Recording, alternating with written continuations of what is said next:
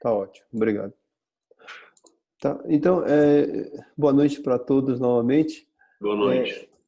Boa noite. Eu vou pedir para o pastor fazer uma oração. A gente lembra Amém. a questão da Tatiane e também dos irmãos, né, do Sul que passaram por essa Sim. situação. Por favor, pastor. Amém. Senhor amado, chegamos em Tua doce presença, te glorificando por todo o livramento que o Senhor tem trazido a nós, Senhor.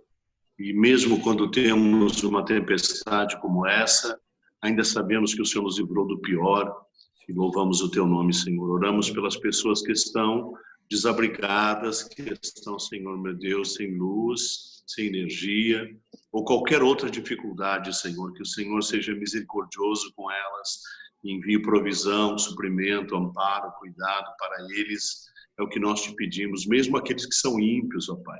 Porque a Tua palavra diz que o Senhor estende a sua misericórdia sobre os ímpios. Sim. E nós, como igreja, queremos orar por eles, para que eles saibam que o amor de Cristo que está em nós nos constrange, ó Deus, a ministrar e desejar orações que possam estender a misericórdia de Deus sobre eles. Pai, no nome de Jesus oramos pela nossa irmã, Senhor, que perdeu a sua avó. Traz consolo, traz resignação, traz a Tua mão, o Teu sustento, a toda a família, cuidando deles, ó Pai, de uma maneira especial. No nome de Jesus, abençoa nesta aula e nos dirige para que seja bênção para todos nós. Amém, Senhor. Então, vamos primeiramente o nosso versículo, né? Hoje está fácil, né? Então, eu vou pedir para duas pessoas memorizarem. Não mentir, não furtareis, nem mentireis, nem usareis de falsidade, cada um com o seu próximo. Levíticos 19:11. Voluntários? Eu não decorei. Não mentireis. Pode ser a Vanessa? Putz, por que eu? Eu já falei da semana passada. Então tá bom. Então vamos pular. Então vamos para o mais jovem, Jefferson. Não, desculpa, você é mais jovem. O segundo Eu sou mais jovem. Jefferson. Mas eu também falei semana passada. Mas eu posso... Não, mas eu tento aqui. Não furtareis, nem mentireis, nem usareis com falsidade, cada um com seu próximo, eu acho. Sim. Levítico 19:11. Tá, muito bem. Mais um? Ou uma? Se ninguém se prontificar, eu vou convidar a pessoa que está mais longe. Cristiane. Eu falo, só que eu decorei a versão errada aqui. Eu não sabia que... não furtareis, não enganareis, nem mentireis uns aos outros. Levítico 19:11. Tá, muito bem, né? Tá. Mais alguém? Tá, então se prepare que semana que vem eu vou chamar outras pessoas, né? Tá bom? Amém. Mas lembrando que eu memorizar o versículo, como a gente aprendeu na semana passada, é a forma principal de Deus falar conosco, né? É através da palavra. E quando nós memorizamos, nós permitimos que Deus fale conosco o tempo todo. Tá? Então, eu queria incentivar todos a fazerem isso. E desde já aproveito para prepararem todos que a lição 9 é a segunda mais longa, né? Então, se preparem para isso. E eu acho que, com certeza, Deus vai abençoar através disso. Né? Então, vamos para a nossa lição de hoje. Vamos para a nossa revisão sobre conselho do dia 1. Né? Leia as anotações sobre conselho e responda. Pergunta 1. Ao conhecer a perspectiva de Deus sobre conselho, que pontos mais interessaram a você? Vou pedir para o Wagner começar. Amém. Que a coisa mais importante é que devemos fazer, né? A primeira coisa a fazer é consultar o Senhor. Isaías 9:6 me chamou muita atenção, né? Diz que um dos nomes do Senhor é maravilhoso conselheiro. Isso, Ou seja, é a primeira coisa que a gente tem que fazer, consultar o nosso Deus. Isso, Mas me chamou a atenção. Tá ótimo. Pastor Milton? Sim. Então, eu coloquei que é bom sermos lembrados de quem são os nossos conselheiros, né? Deus, através de sua palavra, do Espírito Santo, nosso cônjuge, nossos pais, nossos pastores, né? E cristãos mais maduros na fé, sobretudo aqueles que são conselheiros em áreas específicas, né? E, de certa forma, os conselhos nos enriquecem, né? Com sabedoria. E evita de entrarmos em muitas situações difíceis, né? Tá Sim. bom. Yara? Vale. Boa noite. Boa noite. Então, eu queria chamar a atenção assim, que eu sempre busco primeiro o Senhor mesmo, com meu esposo, mas o que me chamou a atenção, falou muito comigo nessa lição, foi que eu, às vezes, não peço conselho para os meus pais. Isso é uma forma de honrar eles. E como eu me converti primeiro dos meus pais, a gente acaba pedindo tanto conselho para eles, né? Então, eu senti que o Santo me incomodou nessa questão mesmo. E também a outra coisa que o Espírito Santo me incomodou bastante foi de entender que, às vezes, a gente acompanha as pessoas, aconselha, e, às vezes, a pessoa ainda não está pronta para tomar a decisão, né? Então, foram alguns pontos específicos que Deus falou comigo. Ah, que bom. E o Fábio? Eu coloquei, assim, bem parecido com o pastor. E, primeiro, a gente tem que buscar o conselho em Deus, né, nas Escrituras, depois na esposa, nos pais, nos pastores, né, pessoas maduras na fé, e os especialistas, que são os que podem nos ajudar realmente em alguma área, né? E como eu falei semana passada, né, é importante a gente seguir essa ordem, né? Essa ordem de prioridades. Lembrando que para os casados, os pais estão abaixo do cônjuge. E isso faz muita diferença na nossa vida. Tá ótimo. Cristiane?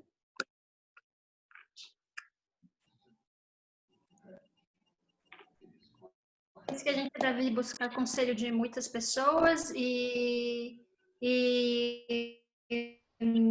buscando o conselho de Deus nas Escrituras, do esposo ou esposa, pais e de pessoas experientes que seguem a Cristo nessa ordem. Que bom. E o Wilson? O que eu achei interessante do livro é que, acrescentando que no aspecto do casal, a mulher é mais sensitiva, intuitiva, e o homem é mais objetivo, e desse modo os dois se complementam. Então, às vezes é bom ter esses dois lados de mais intuitivo e mais objetivo. Isso, e nós entendemos que homem e mulher são diferentes, né? Eu cresci numa família que em casa são 4 homens, e eu não entendia isso, né? Depois que eu casei, eu descobri que mulher pensa diferente de homem, né? E isso é a graça de Deus e faz com que nós nos complementemos, né? Mas é isso que o Wilson falou, né? Verdade. Diana? Diana? Sim. Boa noite, tudo bem? Boa noite.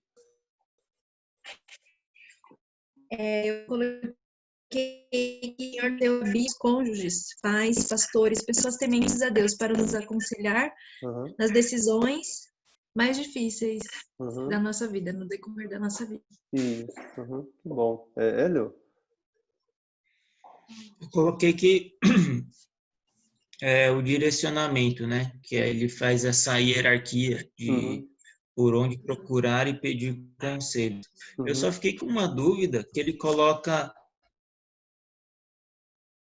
em primeiro lugar, não sei se ele na revisão coloca em ordem tipo de prioridades, porque o segundo é pessoas que levam Deus a sério. E aí depois que é o cônjuge, aí pais e pessoas experientes. Aí eu não sei qual que é a diferença exatamente. Não entendi muito essa parte. Você me pegou de surpresa. Eu vou estudar e semana que vem eu me comprometo a responder, tá bom? Mas eu vou estudar não sei se então, não sei se você reparou que tá assim no caderno. Tá, eu vou estudar isso e aí eu respondo semana que vem, tá bom? Mais alguma coisa, Hélio? Não, só isso. Tá. Mas não, só um comentário aqui. Quando ele coloca aqui, se você olhar, aqui olhando aqui por cima, tá? Se você olhar pela fonte que ele está usando, ele está dividindo como um grupo de conselheiros humanos, porque ele fala assim, conselhos de pessoas que levam Deus a sério. Tá aí, né? Mas assim, eu vou estudar melhor, tá? Mas dá a entender que ele está colocando como um grupo de pessoas. E antes disso tem Deus, tá? Mas eu vou estudar melhor. Jefferson. Posso fazer um comentário ou não? Sim, pastor. Eu acho que essa ordem nem sempre ela é tão fiel, né, no entendimento. Porque imagina que um casal precisa resolver alguma coisa. Ele sabe os dois que tem que tomar uma decisão. Eles podem ouvir os pais, podem ouvir um conselheiro, podem ouvir o pastor. No final eles vão se reunir e a decisão final eles vão tomar juntos, né? Então parece que a ordem não altera muito, né? A questão só é não abrir mão de nenhum desses conselheiros, né? Sim. Mas assim como acho que foi a Yara que comentou, né? É que quando nós ouvimos o conselho dos nossos pais, é uma forma de honrar eles. Quando nós consideramos a opinião do cônjuge, da mesma forma nós estamos honrando e também nós estamos mostrando ao cônjuge, né? A importância que nós damos para ela, né? Então isso é muito importante no relacionamento. Só estou falando assim, irmão, no caso do casal estarem juntos ouvindo o conselho de todos, não isoladamente. Claro, e aí no final eles têm como dizer, ouvimos tudo isso, podemos tomar uma decisão bem balanceada. Isso. Claro, se for individual, aí sim tem que haver uma hierarquia. Isso. Mas eu agradeço pelo cumprimento do pastor. Na verdade, assim, resumindo o que o pastor falou, quanto mais conselheiros idôneos nós ouvirmos, é melhor, né? É isso aí que nós devemos buscar. Jefferson.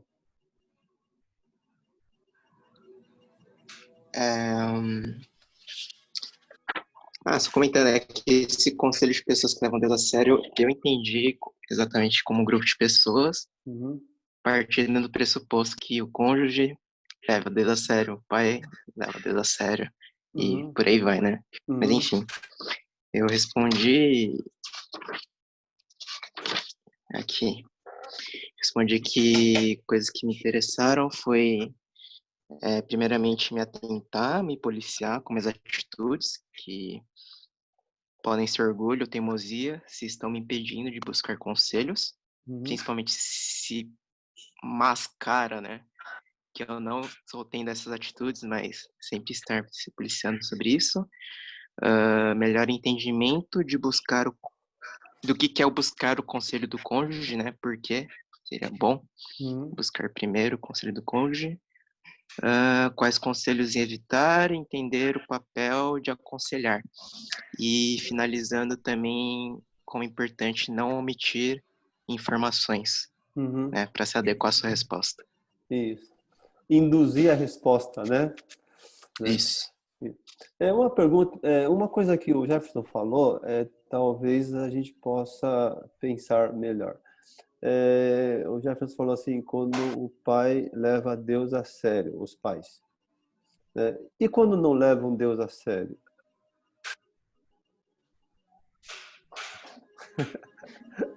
Posso falar, não? Sim, pastor.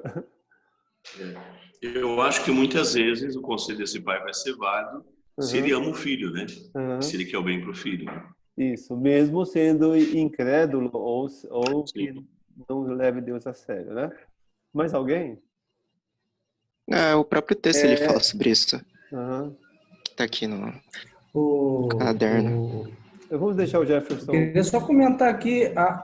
Só deixar o Jefferson terminar, aí o Wagner fala. Ok. Jefferson? Não, eu terminei. Não, é só falando que esse caderninho, ele fala sobre isso. Tipo, cadê? Mesmo ainda que não conheça Cristo, né? Ou ainda não tenha sido administradores sábios do seu próprio dinheiro. Aí ele fala que... Aí fala da honra, né? De derrubar qualquer barreira que possa existir. Tá.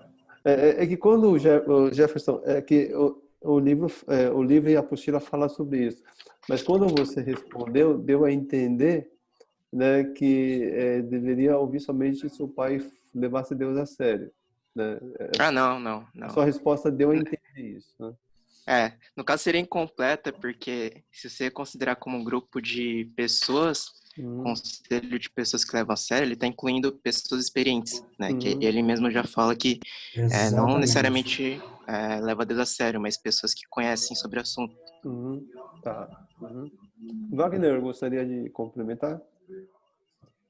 Eu queria só agregar, não sei se posso agregar aqui, o entendimento aqui das prioridades em relação aqui o Conselho das Escrituras e o Conselho de pessoas que levam Deus a sério. Foi como o irmão falou, né? Pessoas capacitadas. Como é que a gente escuta Deus? A gente escuta Deus através da leitura, né? Da palavra de Deus e através dos homens que Deus pôs, né, nesta terra para ser porta-voz dele. Então, o conselho de pessoas que levam a Deus a sério são essas pessoas capacitadas, tipo pastores, né, homens de Deus, que manejam a palavra. Então, elas estão dentro da prioridades como Deus falando. Então, aqui está em duas partes, no meu entender. Por isso que Conselho das Escrituras e Conselho de pessoas que levam Deus a sério. Tá. Ou seja, o contexto é Deus em primeiro lugar. Tá. Só fazer o fechamento dessa ideia, né, se os pais não forem tementes a Deus, o sexto mandamento fala de honrar o seu pai e a sua mãe, né? Então acho que a gente só considerando isso, Deus não fala assim que a gente deve honrar os pais se eles forem cristãos piedosos, né? Mas Deus fala que o fato de ser pai já deve ser honrado. Então, como nós falamos, uma forma de honrar os nossos pais é ouvir os conselhos dele, né? E a outra coisa, como o pastor falou, com certeza, Jesus fala, né, qual o pai que o filho, quando pede um peixe, vai dar uma serpente, né? Então, o amor do pai pelo filho, isso às vezes na juventude, eu já fui um adolescente rebelde, nós não acreditamos muito nisso, né? Mas, na verdade, os pais, eles amam os filhos, do jeito deles, né? Mas eles amam. Tá? Então, nós devemos crer que o conselho deles sempre pensa no nosso bem. Tá? Então, sendo cristão ou não, devemos ouvir, sim, os nossos pais, né? Considerar isso. Vanessa?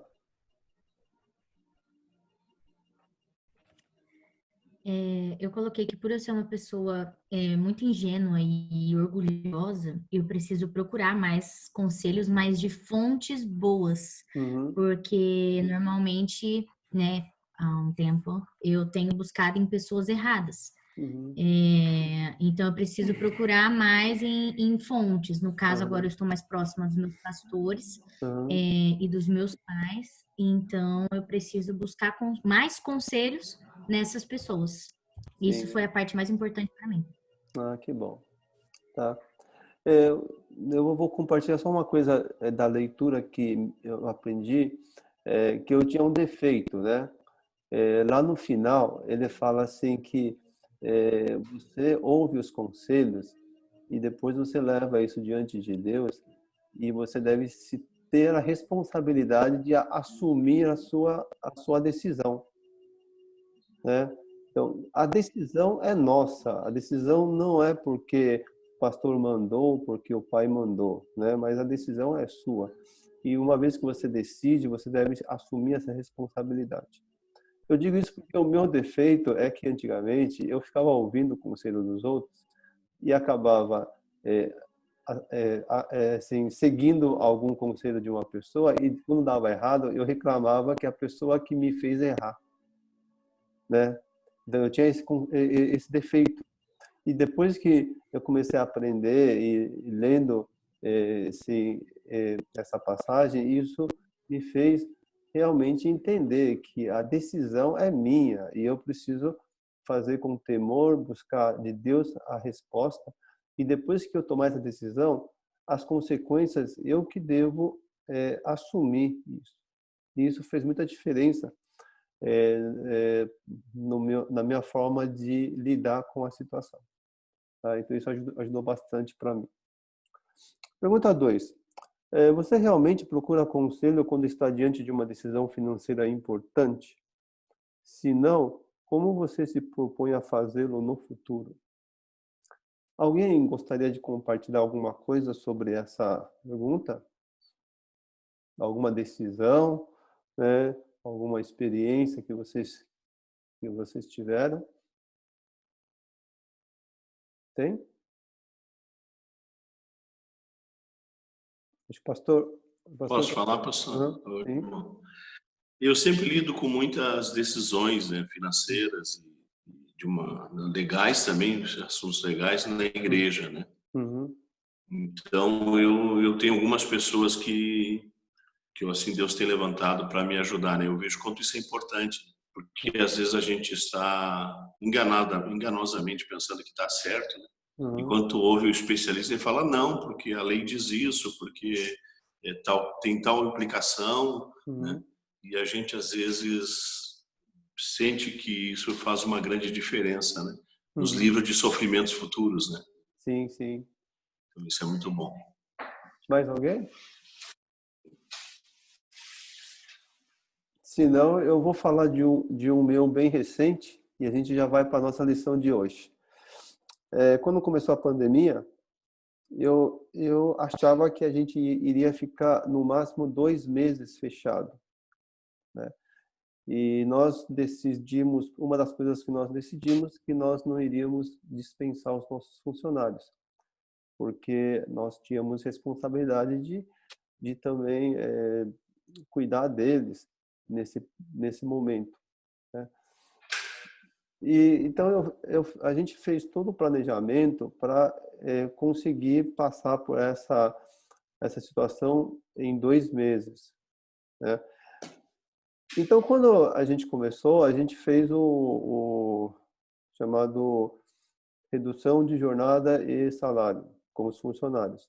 Nós reduzimos em 30% o salário e a jornada dos funcionários. Eu achava que com isso nós iríamos conseguir passar esses 2 meses. Depois o governo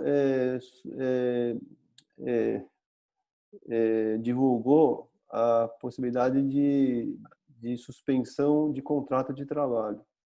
Mas nesse período da suspensão, os nossos funcionários já estavam de licença. E aí eu teria que chamar eles de volta para fazer uma reunião e assinar o acordo. E eu e a minha esposa, a gente achou melhor não fazer e deixar do jeito que estava, né, de redução de jornada e dar licença para os funcionários. E um dos participantes de das turmas do CRAU, ele é contador. E ele se preocupou muito com isso e mandou mensagem para mim, insistindo para eu fazer a suspensão de contrato de trabalho. De tanto ele me insistir, eu acabei, então, chamando os funcionários de volta para fazer essa reunião e fazer a suspensão.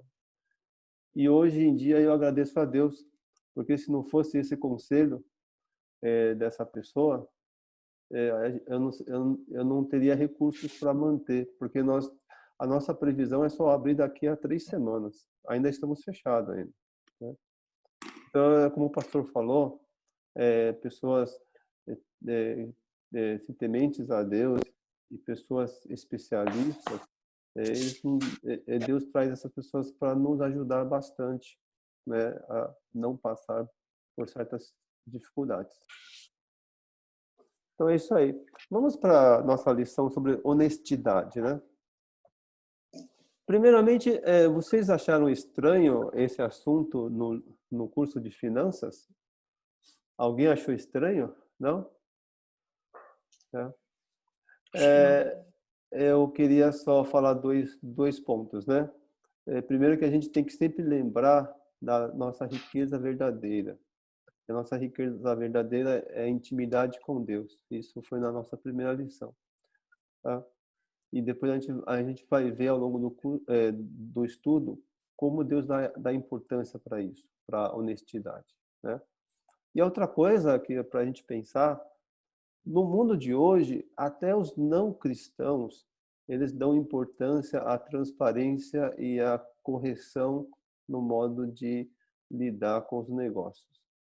E, infelizmente, muitas vezes nós cristãos somos piores do que os incrédulos nesse quesito. Tá? Eu creio que o Brasil, segundo o IBGE, entre católicos e evangélicos, nós somos 89% da nação. E se 89% de pessoas realmente levassem Deus a sério, nosso país não seria como está hoje, né? E em muitos aspectos, nós cristãos somos piores do que os incrédulos, né? Quando a gente fala em questão de trabalho, quando a gente fala em questão de honestidade, na minha cidade lá no calçadão da minha cidade, tem um lugar que é o ponto dos CDs piratas. Lá é o que vende mais CD piratas da cidade. Houve uma época que os 3 DVDs piratas mais vendidos eram cristãos. Era da época lá do Quarto de Guerra, né?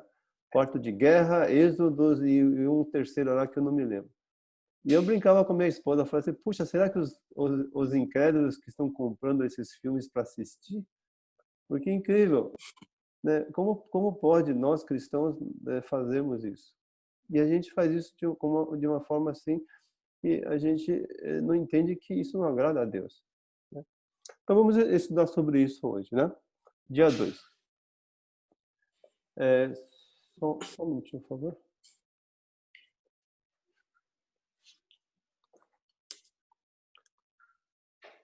Então a gente vai ler agora Levítico, na pergunta 1. O que essas passagens lhe dizem sobre a exigência de Deus quanto à honestidade? Levítico 19 é o nosso versículo.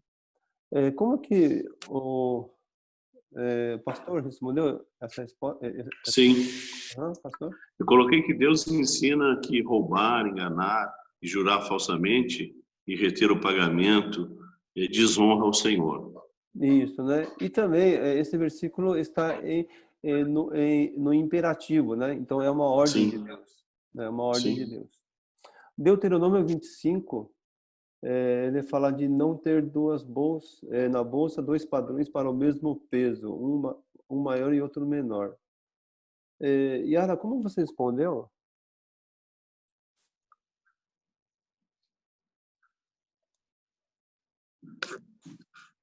Fábio que vai falar que foi ele que fez assim. Aqui no versículo fala que para não cometerem o erro de fazer ídolos, né? Mas o... Deus Pode falar. Não, pode responder, Fábio. Que para Deus isso é um pecado grande e ele ficará irado com a gente, no caso. É que o versículo, basicamente, ele é autoexplicativo. Então. Desculpa, a Yara respondeu o quê, Yara?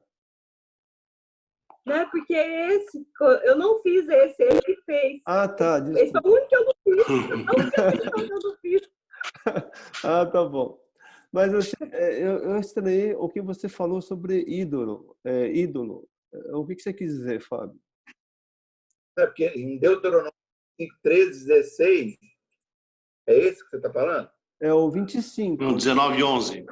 Não, é o Deuteronômio 25, 13 a 16. De não ter dois pesos. Será que eu olhei errado, então? Eu acho que você foi pro 5. Vamos deixar a Cristiane responder essa. Eu acho que você pegou o versículo errado. Deve ter pegado.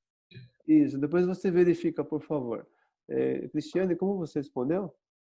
Eu coloquei que a gente deve usar medidas honestas. Uhum. No caso, no versículo, ele dá um exemplo no comércio, né? Mas eu acho que pode se estender a outras situações da nossa vida. A gente sempre ter uma medida, um julgamento correto. Uhum. Uma operação, uma decisão financeira. Tá. Uhum. Mas se a gente usar diretamente no contexto que está usando, é o que você falou no começo, que Deus ordena que sejamos honestos nos negócios, né? Então, e não usar pesos diferentes para enganar as pessoas e levar vantagem, certo? Efésios 4:25, ele fala de abandonar a mentira, né? E falar a verdade ao seu próximo. Wilson, como você respondeu? Pois não mentir e falar apenas a verdade, que agrada a Deus. Uhum. E 1 Pedro 1:15, de ser santo como Deus, né, que nos chamou, né? Como que você respondeu, Diana? Eu coloquei vida em santidade, que fala, sejam santos porque eu sou santo. Isso, né? Assim como Deus é santo, é uma ordem de Deus, né? A pergunta 2, né? Você tem sido consistentemente honesto, mesmo nos menores detalhes? Se sua resposta for não, o que fará para mudar? Hélio, você gostaria de responder essa? Se for uma resposta consistentemente honesto em todas as pequenas coisas, seria não, né? Sim. E mais algum comentário? Não, porque realmente é muito difícil você ser consistentemente, verdadeiramente honesto em todas as coisas 100% do tempo, né? Tipo, e aí tem coisas que você mesmo fica pensando, né? Por que que você faz desse jeito, né? Um exemplo muito simples. Aqui em São José, a Zona Azul custa R$ 1,20 a hora. É R$ 1,20 a hora a Zona Azul. E às vezes você estaciona o carro e você pensa assim, eu vou ali 10 minutos e já volto. E ainda você tem a opção de pagar proporcional, que é de 30 em 30 centavos. E nessas pequenas coisas você vai lá e pensa, deixa quieto, eu vou lá e já volto. E você não paga esses 30 centavos. Né? Então eu acho que se for uma resposta do coração mesmo, seria um não mesmo. Bom, você está praticando a honestidade, né? Eu acho que assim, não sei, alguém gostaria de responder, de compartilhar alguma coisa mais sobre isso? Tem alguém? Eu queria dizer uma coisa, assim, há uma base, né, para o ministério pastoral, em que a gente nota na Bíblia, tanto na escolha de Moisés, como dos diáconos, em Atos e também em Timóteo, dos presbíteros, pastores e bispos, que o que Deus requer deles como qualificação são tudo questões ligadas ao caráter e à honestidade. Deus não manda que ele seja eloquente na pregação, que ele cante divinamente, só está ligado ao caráter. Então, alguém diz que 3 coisas estão fundamentadas no ministério de um homem, que é o caráter, o carisma, o dom e o compromisso. Mas a única coisa que sustenta o ministério é o caráter. Ele pode cantar divinamente, ele pode ser o melhor pregador, mas se ele não tiver caráter, ele não se sustenta. É verdade. E, pastor, isso o pastor usou para o pastor, mas pode se estender a todos nós. Para todo cristão, né? De Deus, né? Com certeza. Eu vou fazer um comentário assim rápido. Tem uma área que nós muitas vezes nós caímos, né? Como o Hélio falou, muitas vezes a gente nem percebe, né? E uma das coisas a gente falou aqui de Efésios, de falar a verdade, e tem a ver com telemarketing, né? Então, telemarketing realmente eles importunam muito a gente, né? Importunam demais. Eu que estou no comércio, né? Nós temos 4 linhas, o tempo todo ligando, né? Para oferecer coisas, tá? E a gente ouve muitas histórias, né? E também lá na minha loja não era diferente. Tipo, a funcionária atendia o telefone, ela na minha frente ela falava assim, não está. E aí desliga, né? E aí eu falava assim, estavam me procurando? Ela falava assim, sim. Né? E depois que eu comecei a aprender essas coisas, eu falei assim para as minhas funcionárias. Eu falei assim, você nunca deve falar que não está. Né? Mas vocês falem para a pessoa. É que a gente não é só telemarketing, a gente tem coisa de vendedores, de empresas que querem oferecer coisas. Né? Então tem muita gente ligando para procurar falar sobre isso. Então eu falo assim, vocês não podem falar que não estou. Né? Se eu estiver na loja, você não pode falar que não estou. Mas mudem a forma de falar. O que eu falei para elas falarem? Ela fala assim, ele não pode atender vocês agora. E se vocês quiserem, mande um e-mail para a loja. E aí eu me comprometo a toda noite, eu leio todos os e-mails e eu respondo. Tá? Mas eu queria dizer assim, que praticamente 10 pessoas que ligam procurando, só um manda e-mail. Né? E esse um que manda, eu me dou o trabalho de ler e responder. Né? O que eu quero dizer assim, né, é que, na verdade, no geral, ser honesto, mesmo no Brasil, é possível, mas dá mais trabalho. Tá? Então, eu acho que a gente, como mordomo fiel, nós devemos nos empenhar para isso, né? Mesmo que dê mais trabalho.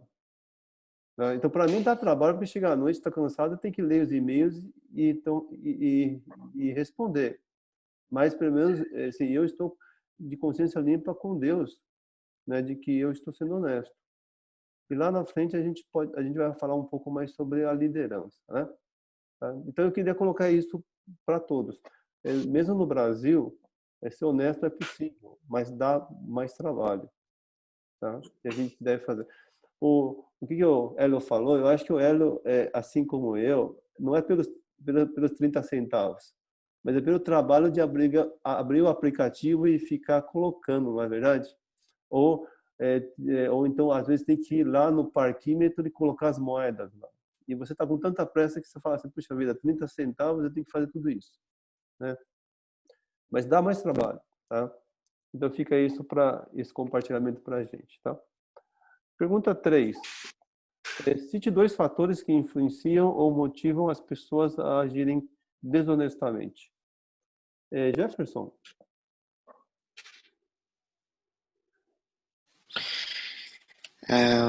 Eu coloquei que fatores que motivam seriam o medo de ser julgado, o medo das consequências, e eu coloquei também o egoísmo, né? Que muitas vezes a gente faz para o benefício próprio, intencionalmente, para nós, para nosso benefício. Isso, né? O egoísmo ou a cobiça também, né? De querer levar a vantagem. Alguém teria mais algo a complementar sobre isso? Eu acho que o Jefferson ele foi bem, abrangeu bem, né? Eu coloquei que às vezes você tem aquele pensamento de que não vai acontecer nada ou que não vai prejudicar ninguém. Tá. isso a gente pode falar um pouquinho lá para frente, né? De que não vai prejudicar ninguém. Ou então, a primeira que você falou, Hélio, o que é mesmo? Que acho que não vai acontecer nada. Não vai acontecer nada, né? Mas você sabe que... não. Vou segurar essa pergunta pro dia 5. Tá? Mais alguém? Eu ia falar sobre impunidade, que o Hélio comentou. E no Brasil, infelizmente, a corrupção é sistêmica, né? Deve estar dentro das ruas. E às vezes a impunidade acaba favorecendo, não sei. Tá. Mas, eu vejo uma diferença nos Estados Unidos, creio que nos Estados Unidos existe corrupção, mas parece que é menos, e acho que a justiça funciona um pouco mais aqui. Talvez eles conseguem pegar, talvez influencie. Estou pensando nisso. Mas, Wilson, eu ia falar isso no dia 5, tá? Mas já que você falou, eu só vou colocar essa pergunta para vocês pensarem.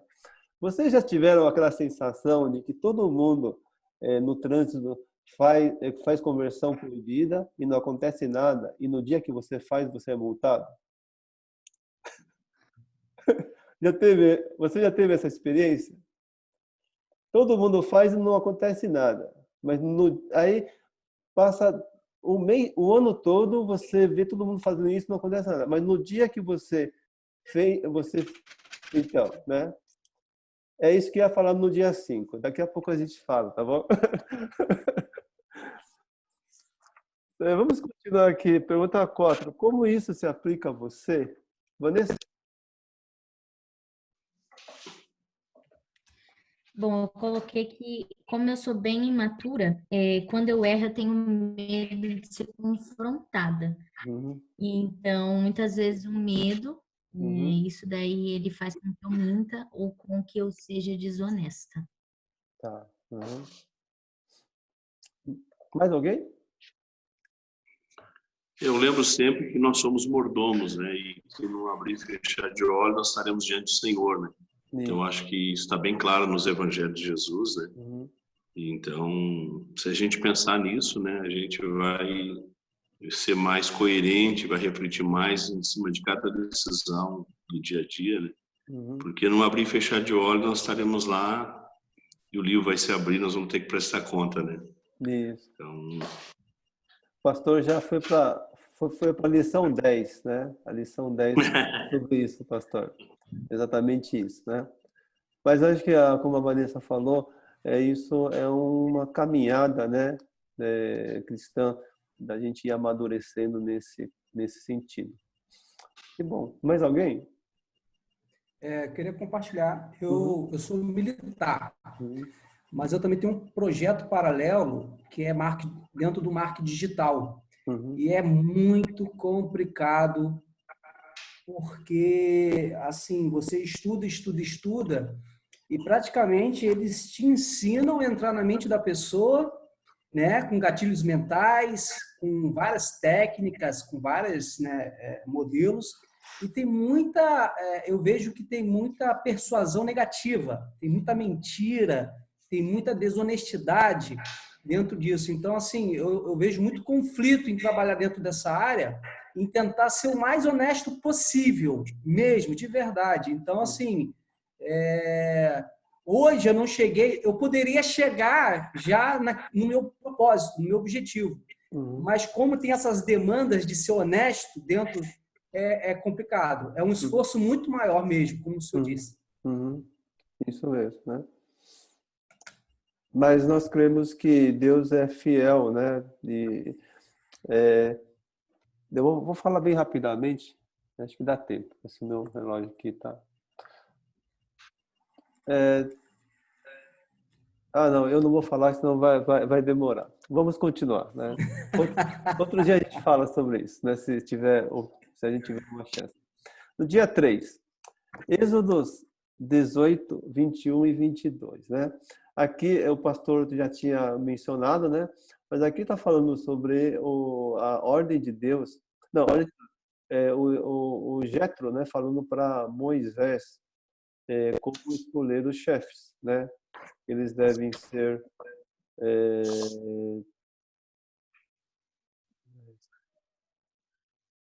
Ser tementes a Deus, né? Dignos de confiança e inimigos de ganho desonesto. Então, pergunta 1. O Senhor requer honestidade dos líderes? Por quê? Agora é o Wagner. Sim, ele requer sim honestidade para conduzir o seu povo. Ele escolhe líderes dando a cada um a sua medida de responsabilidade. Isso, né? O comentário do curso, né? O Senhor exige que os líderes sejam honestos.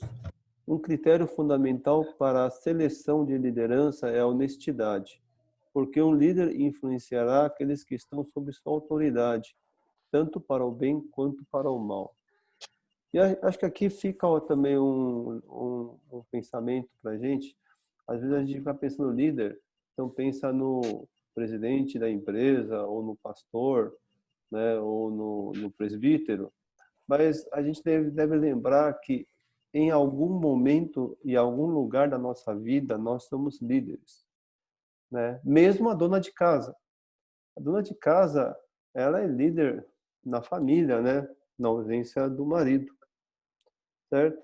Né? Então, o que a gente tem que entender então que em algum lugar, em algum momento, nós somos líderes e nós devemos ser honestos, né? Sob o risco dos nossos liderados aprenderem a serem desonestos. Então, por exemplo, o pai que fala para o filho, quando toca o telefone, fala que não estou, está ensinando o filho a falar mentira, né? E que tipo de filho que ele está educando, certo? Então, a gente lembrar que onde nós estivermos, nós somos líderes, né? E nós devemos influenciar positivamente.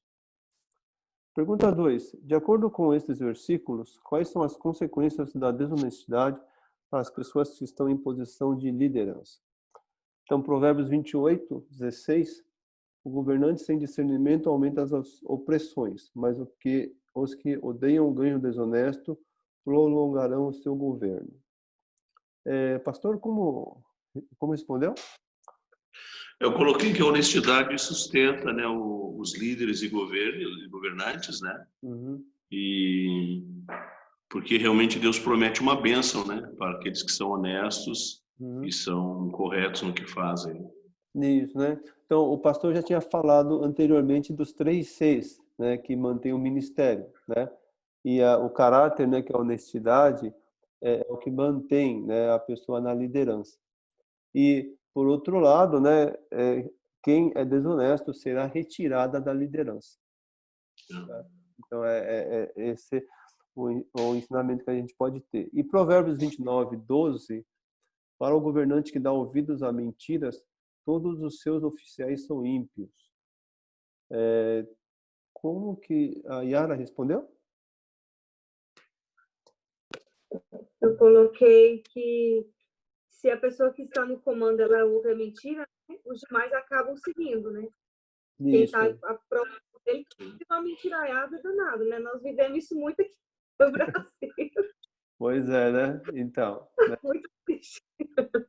Então, nós como líderes, onde nós estivermos, nós temos a responsabilidade de dar o exemplo, né? E aí a palavra de Deus diz que, então, os nossos liderados também serão honestos. Certo? Amém. Uhum. Pergunta 3. Como isso se aplica a você? Alguém teria... Fábio, você gostaria de compartilhar? Porque assim, eu preciso ser um exemplo a ser seguido para... pois não sou eu, mas quem vive, mas Cristo vive em mim. Sim, né?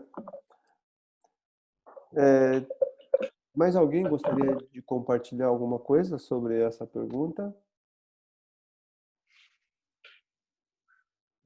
Eu coloquei que poderia orar pela autoridade, ser mais honesto. Orar pela autoridade. Ah, tá. Devemos orar, né, pelos líderes, pela autoridade, né? Isso é verdade. Mais alguém? Não? Então, vamos continuar. Se der tempo, eu queria contar uma história aqui sobre o líder que não é honesto, mas se der tempo. Vamos continuar para o dia 4. Provérbios 1, não, 14, né? 14. Quem anda direito teme o Senhor, mas quem segue caminhos enganosos o despreza. Pergunta 1. Alguém pode praticar a desonestidade e ainda temer a Deus? Por quê? Agora é a Cristiane, né? Por favor. Pois não, porque sabendo que Deus aprecia a honestidade, se você teme ao Senhor, você fará o possível para honrá-lo e agradá-lo. Isso, né? Então, isso tem a ver com o que nós estamos considerando da riqueza verdadeira, a intimidade com Deus, né? Então, quando nós não somos honestos, né, isso nos afasta de Deus, né? Deus não se agrada disso, né, da desonestidade. E o comentário do livro, né? Não, aqueles que praticam a desonestidade desprezam o Senhor. Quando uma pessoa é desonesta, ela já concluiu que Deus não é capaz de providenciar exatamente o que ela necessita, que ele é incapaz de descobrir a sua desonestidade e que ele não tem poder para discipliná-la. Em resumo, a pessoa desonesta age como se o Senhor não existisse. Então é muito grave isso aí, né? Acho que um texto bom para essa resposta é Salmo 1, né? Salmo 1, né? Bem-aventurado, né? É isso mesmo, né? A diferença entre os isso mesmo. Continuando aqui, Provérbios 26, né? Ele fala que a língua mentirosa odeia aqueles a quem fere, e a boca lisonjeira provoca a ruína. E Romanos 13, ele fala o amor não pratica o mal contra o próximo, porque o amor é o cumprimento da lei. Pergunta 2.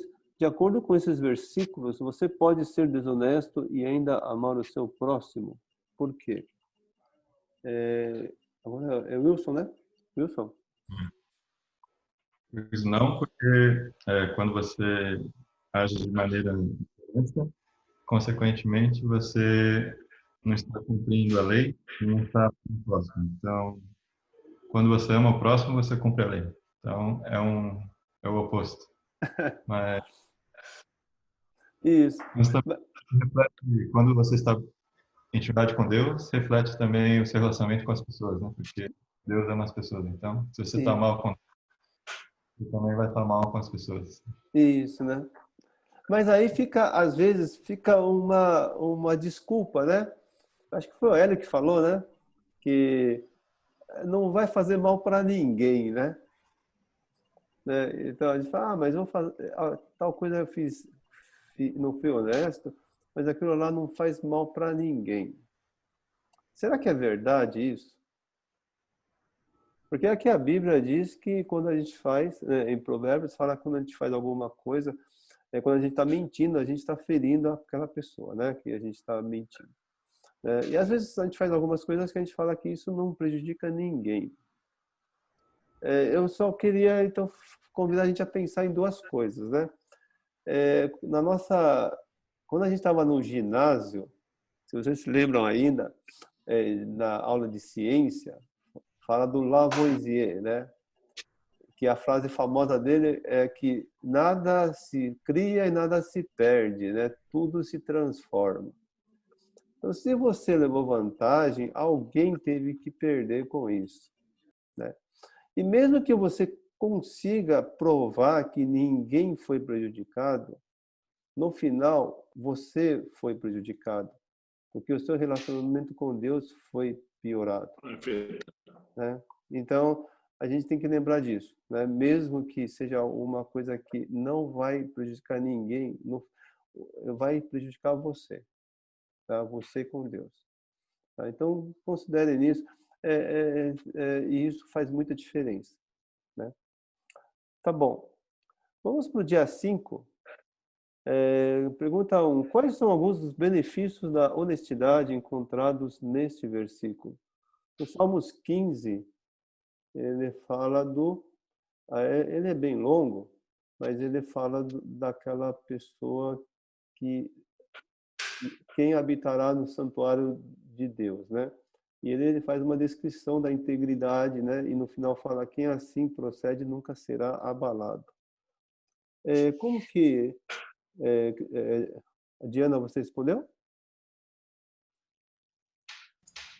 Respondi que nunca será abalado. Isso, né? Mas isso é o final desse trecho. E também a gente pode responder baseado no primeiro versículo, que é aquele que vai habitar no santuário de Deus, né? Então, uma comunhão íntima com o Senhor. Tá? Que a gente está falando da riqueza verdadeira. Então, quem é honesto, ele tem intimidade com Deus maior, né?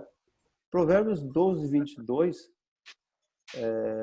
o Senhor odeia os lábios mentirosos, mas se deleita com os que falam a verdade. Hélio? Que aqueles que falam a verdade trazem o prazer do Senhor. Isso, né? Essa palavra é muito... Acho que quando a gente pensa melhor nessa palavra, é muito bonita. Traz prazer, né? Deus, ele tem muito prazer nisso. Então, quando nós fazemos isso, Deus se alegra bastante quando nós somos honestos, né? E quando a gente entende que Deus é o nosso Pai e a gente quer agradar Ele, né? A gente vai buscar isso, né? A honestidade. Provérbios 27, o homem justo leva uma vida íntegra, como são felizes os seus filhos. Jefferson? Respondi que aquele que é honesto, né, há uma vida íntegra e vive felizes com seus filhos, com seus filhos. E os filhos são abençoados, né? Então a bênção vai para os filhos também, né? Isaías 33, ele fala do justo, né? Da pessoa que anda reto, né? Esse homem que habitará nas alturas, seu refúgio será a fortaleza das rochas, terá suprimento de pão e água não lhe faltará. Vanessa? Eu coloquei, será suprido e terá seu refúgio e habitação nas alturas. Isso, né? E vai ter as necessidades supridas. E a pergunta 2, né? De acordo com essas passagens, cite algumas maldições da desonestidade.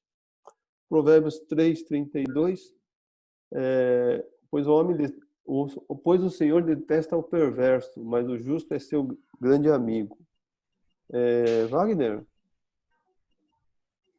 A palavra forte eu detesto, né? A maldição, né? Ou seja, o Senhor, ele não tem prazer nisso. É o desprazer, né? O contrário da palavra bonita.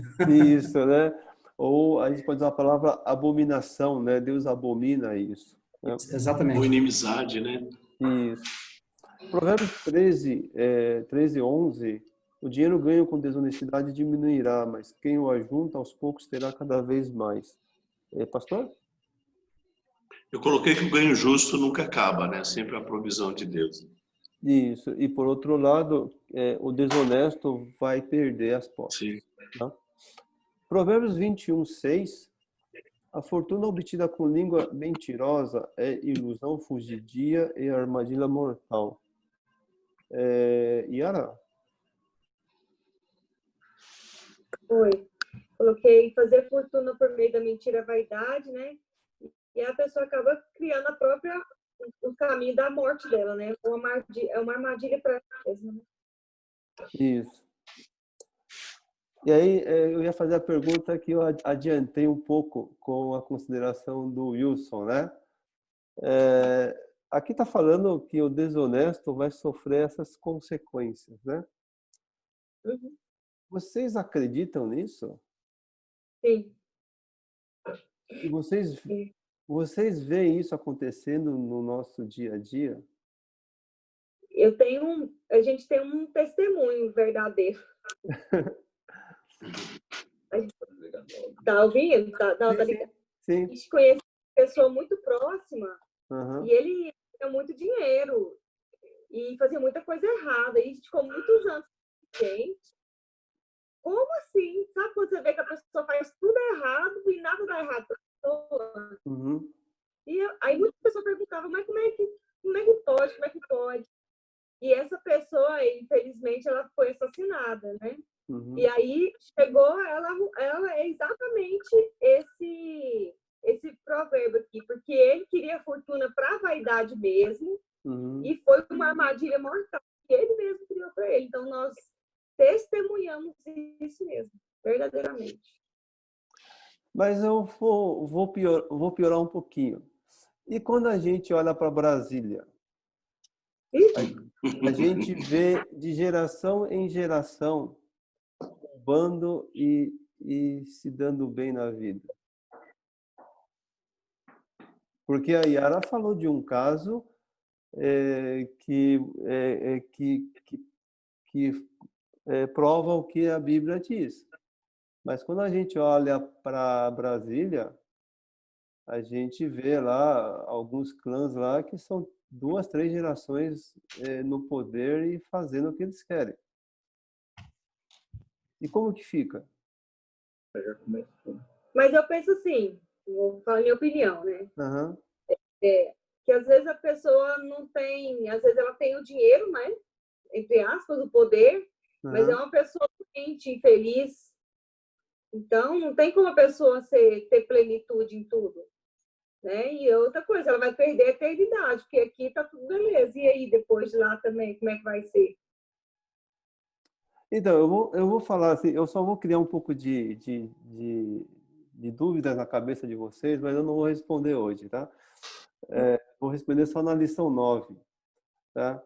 Mas isso que a Yara falou é o que me ensinavam desde a escola dominical, quando eu era pequenininho. Mas eu vou falar do fundo do meu coração, aquilo lá não me satisfazia. Porque tinha que engolir, assim, pela fé mesmo, né? Mas não me satisfazia essa explicação. Quando a gente vê...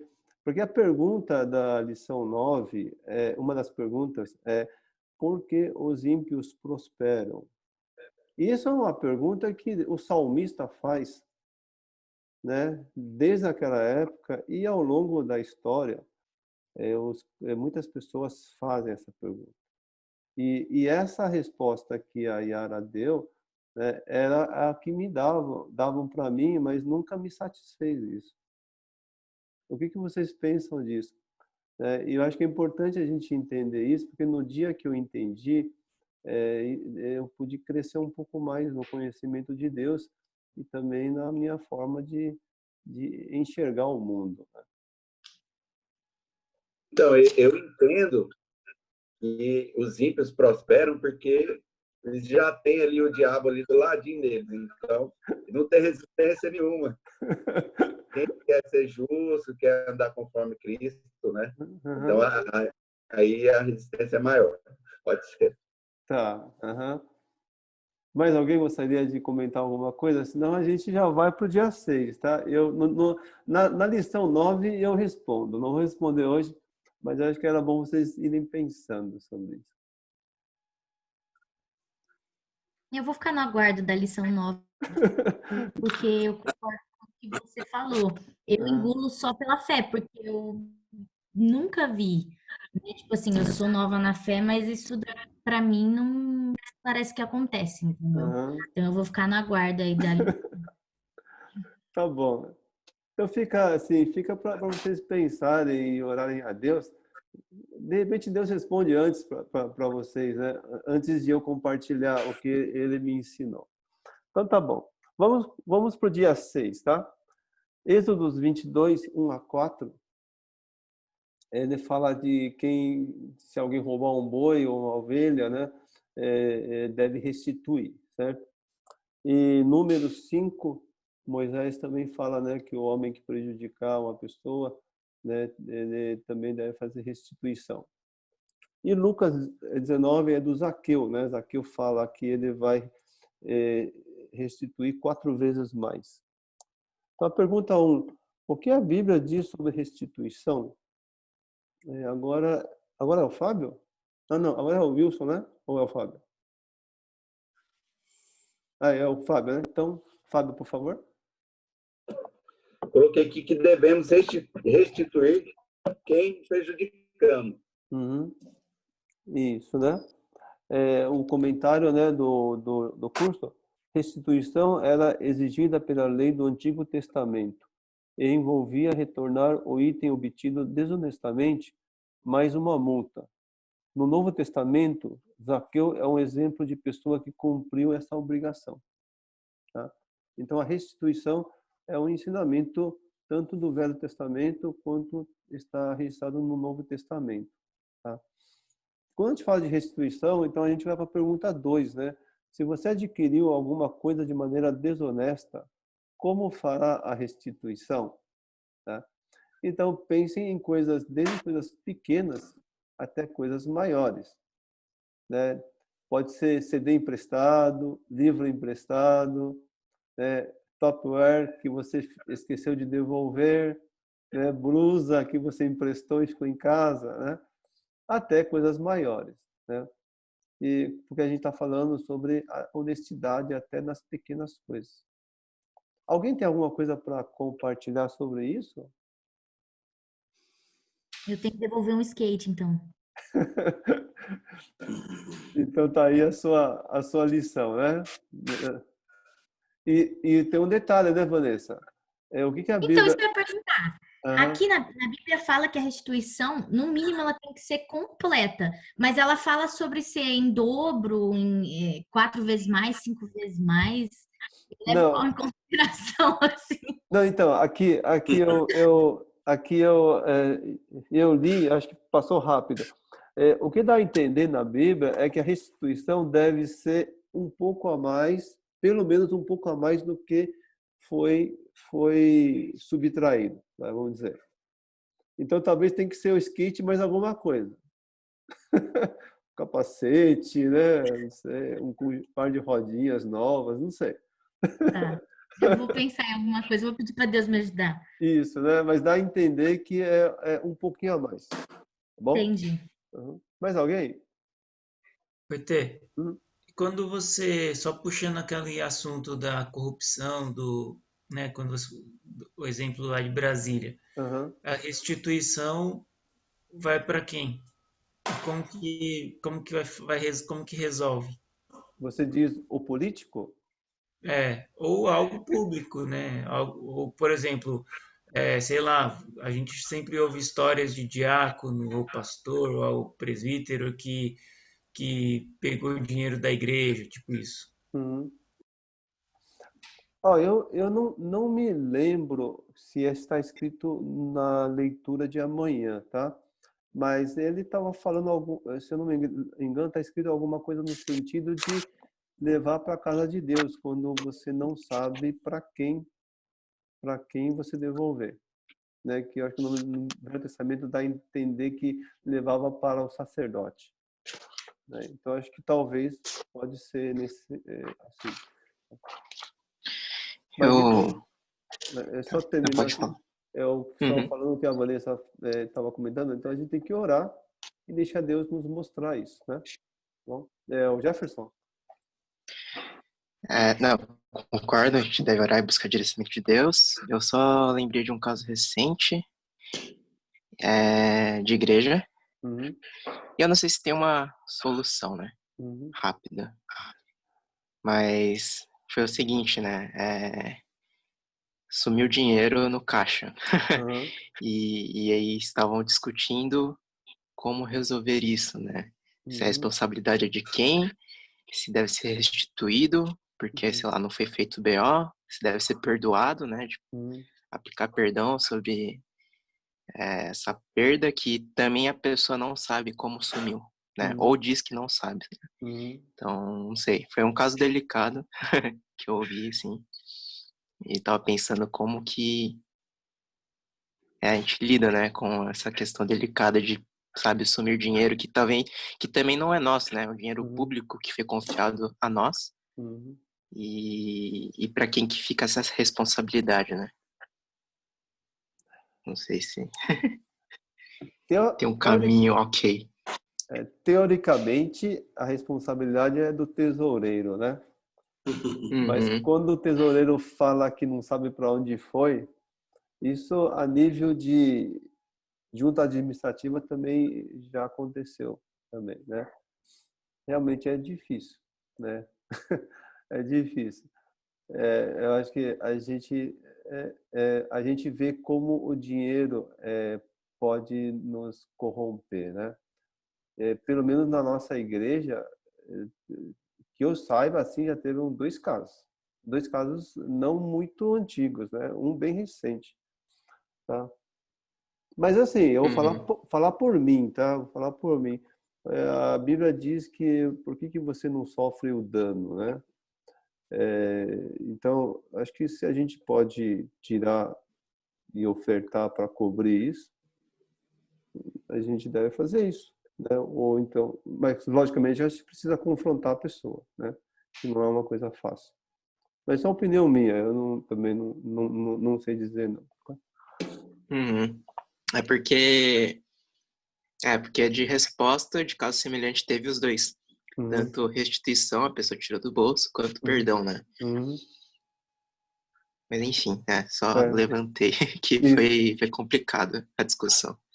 Mas eu acho que uma das coisas que a gente tem que lembrar é o ensinamento de Jesus, de que precisa ser confrontado, né? E duas pessoas procurar ela e tem que confrontar essa situação, né? Mas não é fácil, não. Vamos continuar? Não, eu vou ler aqui o comentário sobre a restituição. Da pergunta 2, tá? Peça perdão ao Senhor. Confesse a sua desonestidade àquele que foi prejudicado e faça a restituição. Algumas vezes, a restituição é uma questão delicada e complexa. A pergunta de como cumprir esse princípio de restituição deve ser respondida em espírito de oração. Então, cada um deve orar e buscar isso de Deus. Êxodo 23. Não aceite suborno, pois o suborno cega até os que têm discernimento e prejudica a causa do justo. O avarento põe sua família em apuros, mas quem repudia o suborno viverá. O rei que exerce a justiça dá estabilidade ao país, mas o que gosta de subornos o leva à ruína. Então, pergunta 3. Qual é a posição bíblica sobre suborno? Agora é a Cristiane, né? Como que você responde, Cristiane? Suborno faz até os justos se desviarem da verdade. Isso, né? E que nós não devemos, né? Nós não devemos praticar ou aceitar o suborno, né? Eu acho que uma coisa... eu vou ler o comentário do curso. Você nunca deve aceitar um suborno, porque ele vai influenciar o seu juízo. A pessoa que não estiver envolvida em subornos viverá, mas o líder que recebe subornos será destituído. Tá? Então, acho que, assim, às vezes a gente, quando fala de suborno, a gente só pensa em Brasília, né? De políticos, de subornar para conseguir. Mas acho que é melhor a gente... que é uma coisa assim que não tem a ver com a nossa realidade. Mas que é importante a gente sempre trazer o ensino da palavra para o nosso dia a dia. E para isso a gente precisa definir o que é suborno. Né? Suborno é a pessoa assim, favorecer, dar alguma coisa em troca de alguma vantagem. E quando você pensa dessa forma, isso pode se aplicar no nosso trabalho e em nossa casa também. Na forma que você lida com seus filhos, né, com os nossos filhos, na forma que você lida com os seus funcionários, né, ou no relacionamento com relacionamento comercial, né, de você agradar alguém esperando receber alguma vantagem. Às vezes você agradar para conseguir fazer uma venda, ou você agradar para conseguir que a pessoa assim, pegue alguma coisa a mais da empresa, dê para você um pouco a mais do que a empresa autorizou a dar para você. Na verdade? Então, acho que a gente tem que pensar o suborno nesse sentido. Tá? Queria só complementar, Ite, que eu acho que sou formado em contabilidade. Na faculdade, o professor de contabilidade pública, ele sempre falava que não existe político corrupto. E a gente ficava assim, não, como assim não existe político corrupto? E ele falou assim, porque o corrupto é o empresário, são as empresas. O político é o que sofre a corrupção. E aí eu não entendia muito bem essa parte, mas aí quando a gente engole, né, na faculdade. Mas quando eu comecei a trabalhar, né, e na empresa familiar que nós temos hoje, nós somos distribuidores de luva, de látex, né, de procedimento. E bem no começo a gente pensou em fazer licitação, fazer atendimento para laboratórios, clínicas, e eu fui visitar os compradores. E aqui em São José dos Campos tem muitos laboratórios, e um dos laboratórios o comprador falou assim para mim: quanto custa a caixa da sua luva? Aí, um exemplo, né? Na época eu falei assim, R$20. Aí ela falou assim, nossa, mas eu pago 28. Aí eu falei assim, então, eu vendo para você por 20.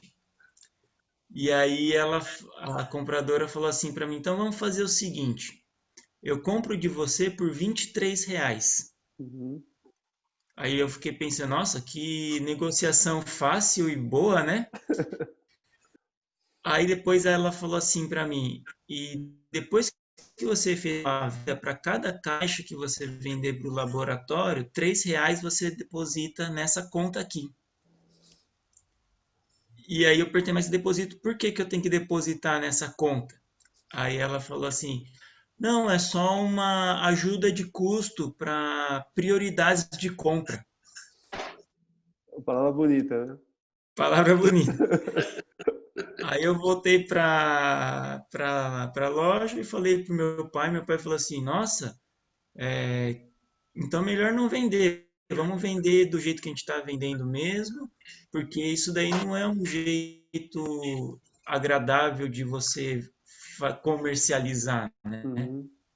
E aí a gente manteve no nosso jeito, vendendo pouco, e não querendo, e a gente perdeu a possibilidade de crescer, né, de vender em grandes volumes. E essa é verdade, né? E essa é uma prática, né, que as empresas usam bastante, né? E quando a gente entra nesse caminho, né, a gente vai se afastando de Deus. E será que isso assim, a gente vai prosperar numa situação dessa no longo prazo, né? Mas graças a Deus que vocês não entraram nessa cilada, né? Então vamos pensar nesse caso, né? Assim, nesse lado. De repente você é funcionário da empresa e as pessoas começam a te agradar para mais lá para frente ele conseguir uma vantagem, né? Então a gente precisa estar policiando para isso. Pergunta 4. Você já subornou alguém ou já foi subornado? Em caso afirmativo, descrevam o que aconteceu. Então, o Hélio já compartilhou um livramento, né? Graças a Deus. Alguém tem mais alguma coisa para compartilhar? Não? A minha carteira de motorista, eu não passei na primeira prova. Aí o cara ofereceu, acho que era R$300, acho, né? Uma carteira nova. Eu falei, não, acho que eu vou tentar de novo, né? Fazer outra prova. Também era mais barato também, acho que era R$70 fazer outra prova. E o certo seria fazer de novo, né? Mas normalmente acho que a pessoa oferece. E também na faculdade tem a questão de cola também. O pessoal, quem não cola não sai da escola, né? Isso, é famosa essa frase. Pois é, né? Aí, graças a Deus, acho que as pessoas pediam cola para mim, mas eu tentava evitar também. E isso tem a ver com... não, isso é parecido com a questão do fiador, né? Acho que teve uma época na minha vida que eu era inteligente na sala, né? Depois na faculdade não fui mais, né? Mas tinha uma época assim, o pessoal pedia cola para mim, né? Depois que eu comecei a não ficar inteligente na sala, o pessoal não pedia cola. Mas tinha uma época que pedia cola. E eu falava assim, ó, desculpa, eu não vou passar cola para você, mas durante as aulas, o que você precisar de mim, eu vou te ajudar. Então, acho que tem a ver com é parecido com o do fiador, né? Então, a gente não ser fiador, mas sempre ajudar e amar o nosso próximo, né? O que o Wilson falou, realmente, na habilitação, a corrupção é muito grande, né? Muito grande mesmo. E eu mesmo, eu fui... Eu com 45 anos, eu acho, eu fui tirar carta de moto, porque lá na empresa a gente começou a fazer entrega de moto e eu fui tirar a carta de moto. Você sabe que eu fui reprovado 3 vezes e eu só fui mas eles dificultam ao máximo, assim, eles encontram coisas que você não fez e eles falam que você fez, né, que você cometeu. E na terceira eu passei, sabe por quê? Porque lá no Detran tem uma lei que é o seguinte, que você nunca pode ser avaliado pelo mesmo examinador. E em Mogi só tinha 3 examinadores. Então eu não podia ficar para o quarto que não tinha mais ninguém para me examinar. E foi assim que eu tirei a minha carta. Tá? Então acho que a gente deve perseverar, né? Nós não devemos entrar nesse esquema, né? Tá bom? Eu queria só fazer mais um comentário, né? Reforçando essa ideia de que ser honesto, geralmente, eu não quero ser leviano falar que sempre é possível, né? Realmente tem muitas situações que exige livramento de Deus, mas geralmente é possível, mas dá trabalho, tá? Uma das coisas que as pessoas geralmente cometem são os programas de computador pirata, tá? Isso aí é muito comum, tá? E assim, eu também andava nesse caminho, né? E uma das coisas que a gente quase que é obrigado a usar é o Office e o Excel, né?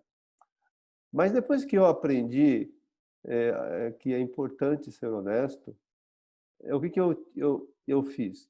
Hoje em dia, com o Google, você consegue usar a planilha e o editor de texto do Google, né? Eu tenho o Mac, então no Mac já vem o programa para isso também, tá? Mas eu tinha muitas planilhas da empresa que estavam em Excel. E quando venceu a minha licença do Excel, né, eu tinha a opção de pagar R$ 30 por um programa pirata e ficar com o Excel. Mas aí, para não ficar com o programa pirata, eu tive que assim, refazer a minha planilha para o Google. Me deu trabalho para isso, mas eu estou de consciência limpa que eu não estou usando o programa pirata, tá? Então, reforçando essa ideia, né, de que dá trabalho, mas geralmente é possível, tá? E lembrando que no final a gente busca a riqueza verdadeira, que é a intimidade com Deus, tá? Alguém tem algo a comentar ou compartilhar? Senão a gente vai encerrar. Não? Então tá bom. Eu vou pedir para Diana fazer uma oração para a gente terminar, por favor. Tá? Faço sim. Papai do céu, muito obrigada por mais essa aula. Eu agradeço muito pela vida de cada um. Agradeço muito também pela vida do ET que o Senhor tem levantado como nosso professor, como nosso conselheiro e tem dado as aulas com muito prazer. E como essas semanas têm sido muito bom para a gente, Pai, muitas coisas que a gente pôde refletir, muitas coisas para a gente avaliar das nossas atitudes e dos nossos valores também, Pai. E desse tema dessa semana sobre honestidade, eu peço, Pai, que o Senhor venha estar sondando o nosso coração, aquelas pequenas atitudes, e a começar pelas pequenas, né? Do que a gente precisa mudar, do que a gente precisa tirar também. E para a gente conseguir praticar, Pai, com honestidade mesmo das pequenas coisas do nosso dia a dia, que o Senhor sonde, que o Senhor nos ajude a lembrar, e das coisas que nós fizemos também, nos arrepender de verdade, Pai, das coisas que fizemos e que isso tem desagradado a Ti, Pai. E que a partir dessa aula de hoje também, de tudo que nós aprendemos, que possa ser tudo possa ser absorvido e também guardado no nosso coração. E lembrar, Pai, que queremos fazer isso, queremos ter esse prazer, Pai, todos os dias, porque nós honramos a Ti, nós tememos a Ti também e queremos estar mais próximos de Ti, Pai. E eu oro, Pai, por mais essa noite de descanso também. E é isso, abençoe todos esses irmãos aqui da nossa aula. Em Teu nome, Jesus. Amém. Amém. Boa noite para todos. Amém. Boa noite. Tchau, tchau. Boa noite.